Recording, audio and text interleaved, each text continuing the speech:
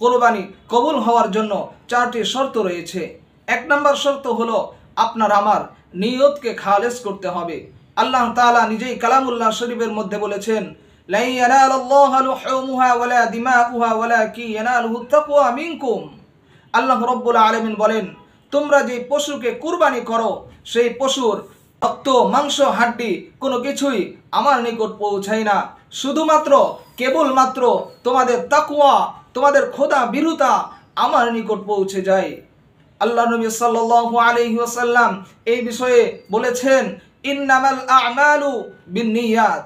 আমি আপনি যে আমল করি সেই আমলটা কবুল হবে কি হবে না আমার আপনার নিয়তের ওপর নির্ভর করে।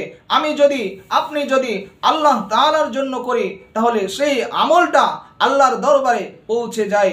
অন্য এক হাদিসের মধ্যে আল্লাহর নবী সাল্লাল্লাহু আলাইহি ওয়াসাল্লাম বলেছেন, ইন্নাল্লাহা লা ইয়াকবালু মিনাল আমালি ইল্লা মা কানা লাহু খালিসান। যে আমলটা আল্লাহ তাআলার জন্য শুধু করা হয়ে থাকে সেই আমলটা আল্লাহ তাআলার নিকট কবুল হয়। এই জন্য আমি আপনি যদি আল্লাহ তাআলাকে সন্তুষ্টি করার উদ্দেশ্যে কোরবানি করে থাকি তাহলে নিঃসন্দেহে আমার আপনার কোরবানিটা কবুল হবে, অন্যথায় হবে না। 2 নম্বর যে শর্তটি রয়েছে কোরবানি কবুল হওয়ার জন্য, শর্তটি হলো আমার আপনার হালাল টাকা দিয়ে কোরবানি করা।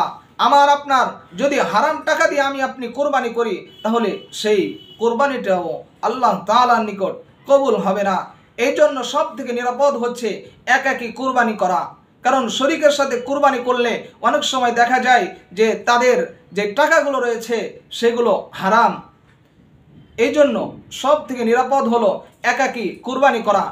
কেননা আমি তো আমার টাকা কোনটা হারাম কোনগুলো হালাল সেটা ভালো করেই জানি।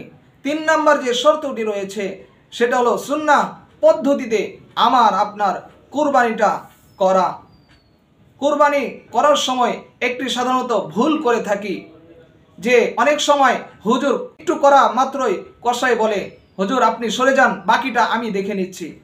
এখন এখানে মাসআলা হলো, যদি হুজুর পুরোপুরি কোরবানি না করে, তিনি তো বিসমিল্লাহ আল্লাহু আকবার বলেছেন, কিন্তু যে কসাই সে যদি বিসমিল্লাহ আল্লাহু আকবার না বলে তাহলে মুহূর্তের মধ্যে আপনার আমার সেই 1 লক্ষ 2 লক্ষ কোরবানি নষ্ট হয়ে যাবে। এই জন্য বিষয়গুলো আমরা সকলে লক্ষ্য রাখব। 4 নম্বর যে বিষয়টি হচ্ছে সেটি হলো আপনাকে আমাকে রিয়া মুক্ত থাকতে হবে, লৌকিকতা মুক্ত থাকতে হবে। যদি আমি আপনি লৌকিকতা মুক্ত না থাকতে পারি তাহলে আমার আপনার কোরবানিটাও কবুল হবে না। আল্লাহ নবী সাল্লাল্লাহু আলাইহি ওয়াসাল্লাম তিরমিজি শরীফের মধ্যে বলেছেন যে মাই ইউরা ইল্লা ওয়া মাই ইউসাম্মি' সামি'াহুল্লাহ। যে ব্যক্তি মানুষকে দেখানোর জন্য কোনো আমল করে কাল কিয়ামতের ময়দানে আল্লাহ তাআলা সবার সামনে প্রকাশ করে দিবেন। আর যদি কোনো ব্যক্তি কোনো মানুষকে